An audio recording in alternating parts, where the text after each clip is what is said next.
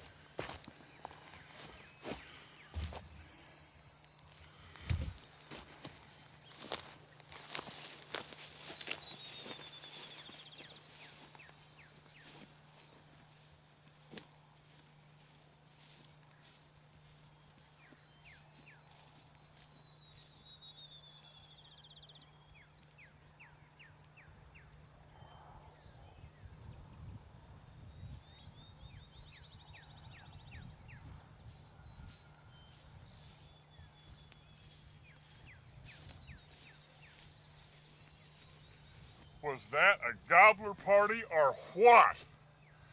Wow! 7-10. 7-10, and you saw the action. Wow! Be right back. Well, folks, you just saw one outstanding turkey hunt. This hill is full of gobblers. I was a little bit handicapped, folks, because I was filming myself this morning, which is not impossible, but it just adds a degree of difficulty. Had these two birds come in. There were birds behind them. There were birds all over the hill. They came right in. Whenever I put Tommy and these two hen decoys up like this, they cannot resist it.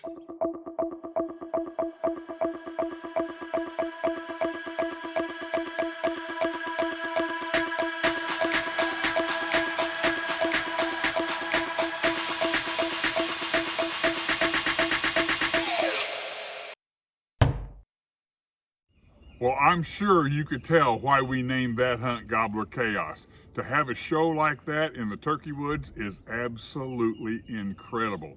We're going to take a little break from the hunts now, and I'm going to give you a calling lesson. I'm going to talk to you a little bit about turkey calls, and we'll start that in just a second.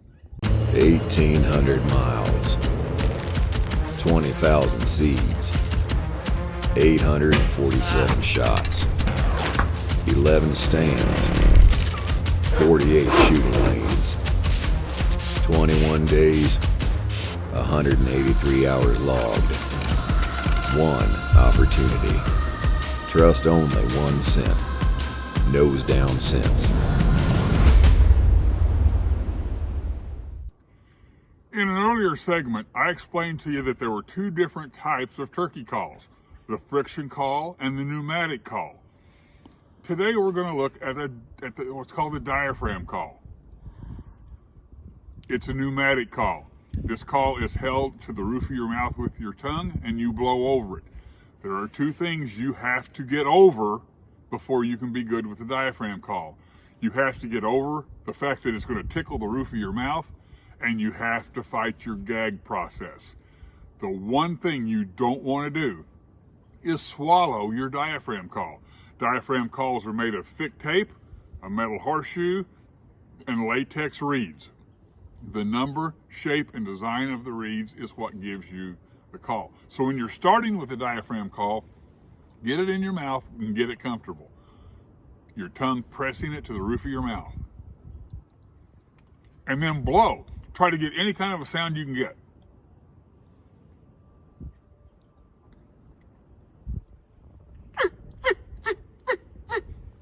Once you get that sound, you start refining it to make it sound like turkey sounds.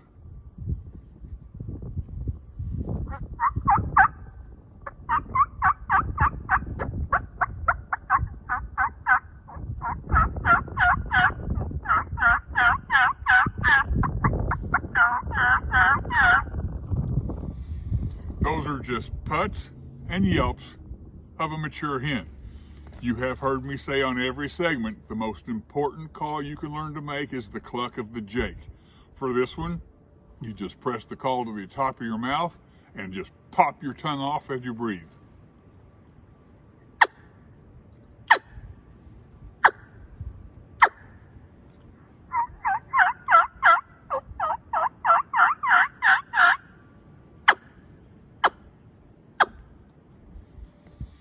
You combine those calls, you will be successful. Folks, if you're not using the diaphragm call now, I recommend that you do, because it frees up your hands for either the gun or the camera. Be versatile. You can practice with this call anytime. Put a diaphragm call on the console of your car. Anytime you're driving, pop the call in, do some practicing, and you too can end up sounding like a big old hen or a jake.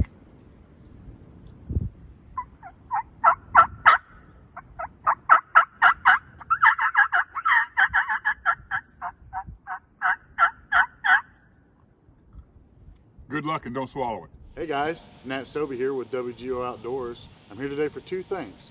I'm going to introduce one of our sponsors' products, and I'm going to refresh the mineral site here at my favorite stand. Rag Daddy Minerals is owned by Dalton Wood here in Missouri. He is affiliated with the Agricultural Department of the University of Missouri to make sure this stuff is made perfect every time when you put it in the woods. Rack Daddy Minerals, give the deer what they want.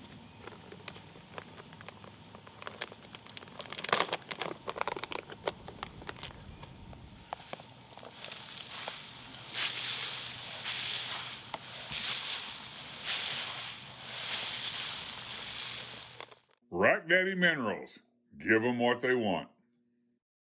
Well, now you know a little bit more about how to successfully use the diaphragm call and not throw up your lunch. This next hunt we're going to go on is a mess. There's no other way I can explain it. The degree of difficulty, the mission impossible here is that I was in northeast Missouri. It had rained hard for 3 days. The morning of the hunt was overcast and windy. We had sustained winds of 20 miles an hour and gusts of up to 40. Nothing was happening. We finally heard a gobble. We got some birds in the field, into the muddy field, into the muddy, muddy field. Let's go to a messy turkey hunt.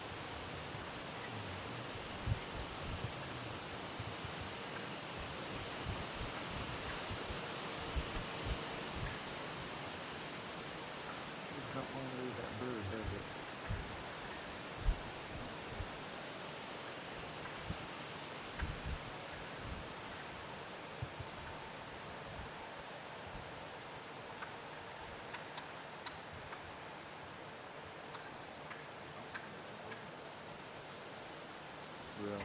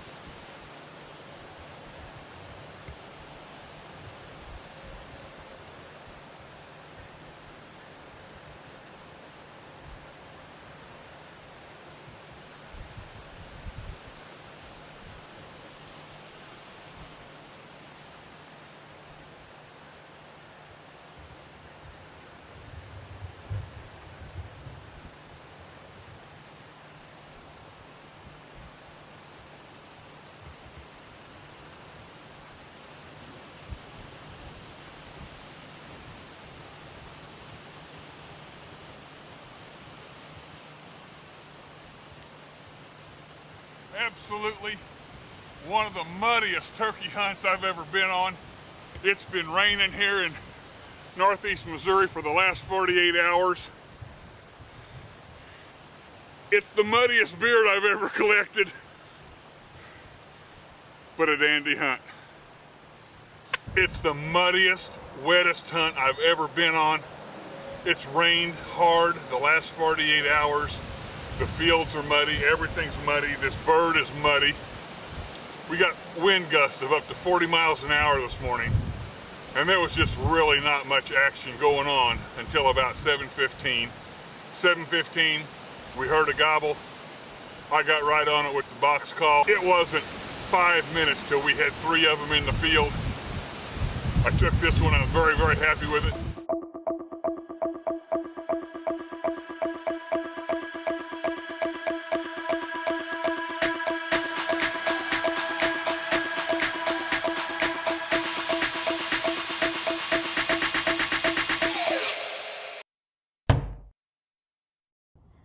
Well, now, is there any doubt in your mind why we entitled that hunt The Muddy Bird? Oh my gosh, guys, what a mess. But I got him by the ankles, and that's all that matters.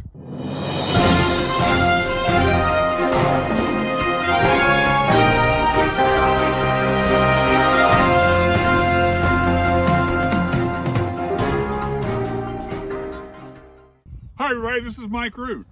We have a lot of people, not only in central Missouri, but across the country, that like to turkey hunt on public ground.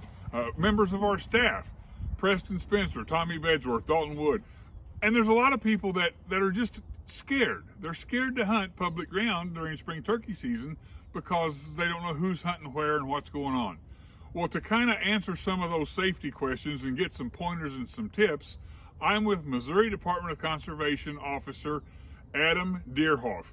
Adam, thank you for being here, first of all. Thanks for having me. We've got a lot of folks that would like to know more about how they can safely hunt public ground in spring turkey season. What are some good ideas, some tips? Okay, well, the thing about turkey hunting is it's going to be probably about as safe or as dangerous as the hunter makes it. So there's an awful lot that's within the hunter's control. So that's the good news. I think a great way to start is have that mindset of hunting defensively and treat others the way you want to be treated. Okay. If you start with that mindset, you're probably going to have a great experience outdoors. So, what does that mean specifically? Well, unfortunately, many of the times that we have a hunting incident, it comes down to what we call hunter judgment mistakes.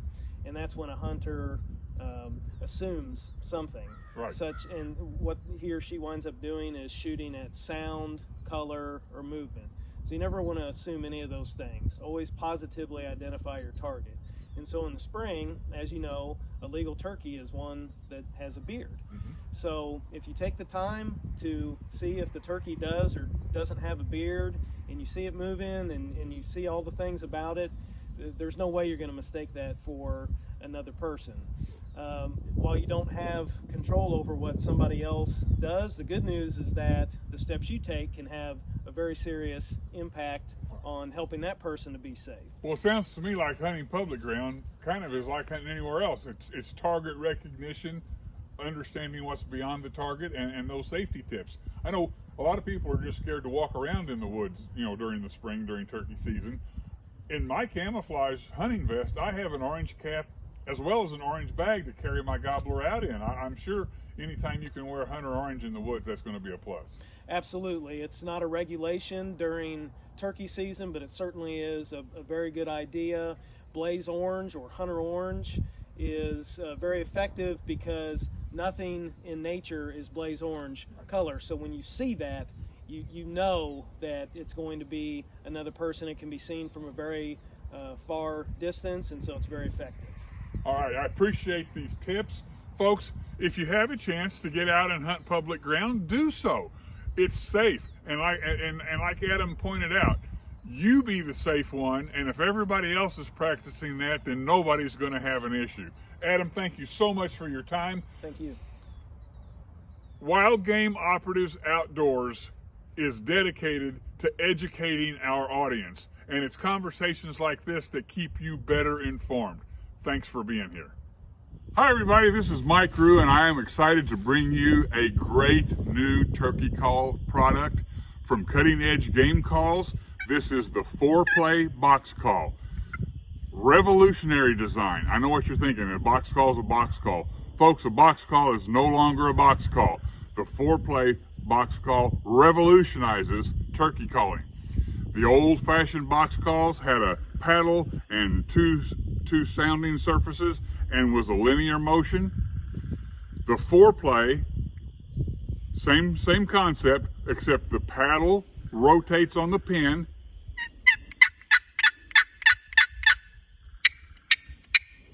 and for two different sounds, you merely rotate the paddle and you've got two new sounding boards. I love that high-pitched hen, especially in the wind, and the Jake cluck. 4-play turkey call. It's a must. It will change your turkey hunting for sure. I am sure glad that you joined us on this turkey hunting episode. I am tickled to death that you have subscribed to WGO Outdoors. We have a lot more turkey hunting coming. You're going to love it. It's very exciting. Next week is an episode that is near and dear to my heart. I always say we've got to get kids involved in the sport or we will lose the sport. There's got to be another generation of turkey hunters coming on. Next week, you're going to see 3 hunts from 3 of my boys, and you're going to see some excited kids. You're going to see some birds flopping. Can't wait for you guys to join us next week on WGO Outdoors. On behalf of Nat Stobie and the entire WGO staff, this is Mike Rue. We'll see you next time.